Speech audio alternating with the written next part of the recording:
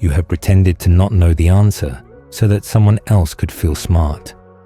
And the pretending has become so automatic you do not notice you are doing it anymore. In meetings, you wait. In conversations, you hold back. You have learned the exact amount of intelligence that is socially acceptable to display, and you meter it out carefully, like a drug that becomes poison at the wrong dose. Too little, and you disappear. Too much, and you become a threat. The person who makes others feel small. The one who ruins the room by understanding too quickly.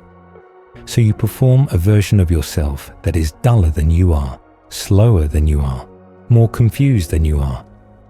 And no one knows about the performance except you.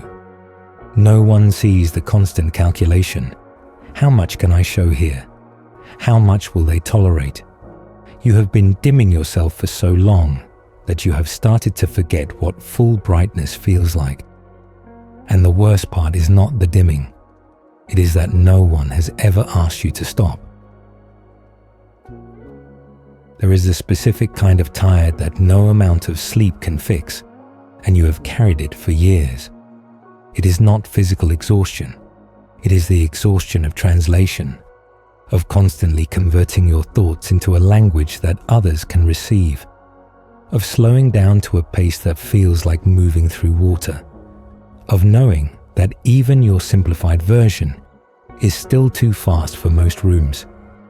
You finish other people's sentences in your head and then wait, sometimes for minutes, for them to arrive at the conclusion you reached in seconds.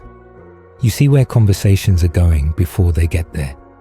You have already identified the flaw in the plan, while everyone else is still excited about the plan. And you have learned to stay silent because speaking too early makes you the problem, not the flaw. You, the one who saw it, as if seeing clearly were an act of aggression. You were supposed to have an easier life than this. That is what they told you, directly or indirectly, when they identified you as gifted, special programs, advanced classes, the implicit promise that your mind would open doors that remained closed to others, and doors did open. But no one mentioned what was on the other side of them. The rooms that were emptier than you expected, the achievements that satisfied for an afternoon before dissolving into the next hunger, the slow realization that the mind they celebrated was not going to save you from anything that actually mattered. You can solve problems that others cannot solve, but you cannot solve loneliness. You can understand systems that others cannot understand, but understanding does not make you happy. You can see patterns that others cannot see, but the patterns include the ones in your own life, and seeing them does not mean you can change them. Schopenhauer carried this weight before you did. He was brilliant in a way that isolated him from everyone he knew, able to see through the illusions that other people needed, able to trace the mechanics of desire and suffering while others remained blissfully unaware of the gears. He did not choose the clarity. It was simply how his mind worked, and the clarity showed him things that comfort required not seeing. He spent his life in the company of a brain that would not stop analyzing, would not stop revealing, would not stop following threads to conclusions that felt less like discoveries and more like sentences. Intelligence, he learned, is not a gift. It is a condition, and the condition is permanent. The first struggle is the loneliness that cannot be spoken without being misheard. You have tried to describe it and watched faces shift into resentment or disbelief.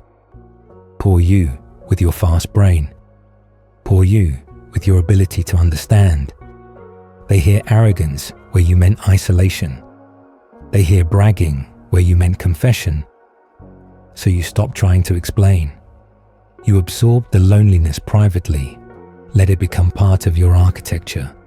Stopped expecting anyone to understand what it is like to live at a speed that makes connection difficult. The loneliness is not that you are alone. It is that you are alone in a specific way that the word alone does not capture. The second struggle is the running that never stops.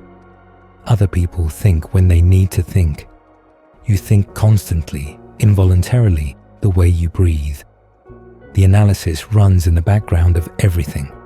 Every conversation is being modeled. Every system is being deconstructed. Every person is being read, whether you want to read them or not. You cannot watch a movie without seeing the structure. You cannot receive a compliment without calculating the motive. You cannot be in a room without mapping the dynamics. The intelligence is not a tool you pick up.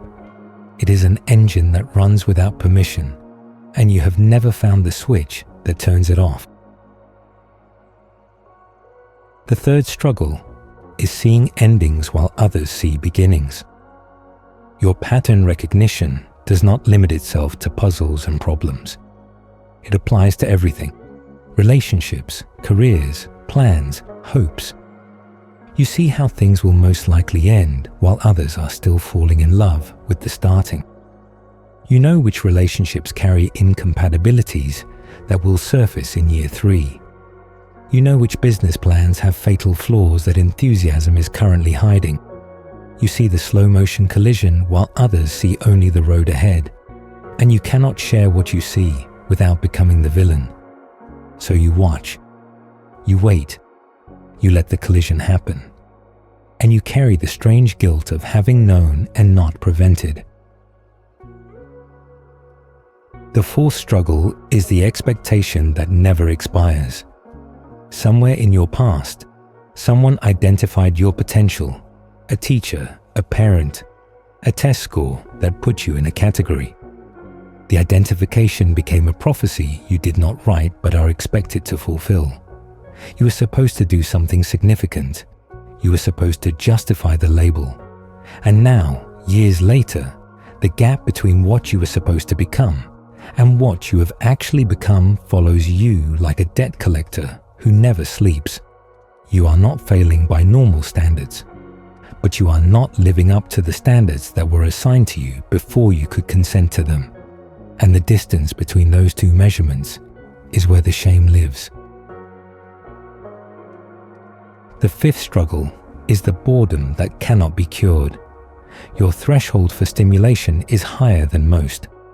What entertains others for hours entertains you for minutes. You have scrolled through every streaming service and found nothing that grips, not because the content is bad, but because your mind processes it too quickly to be absorbed by it.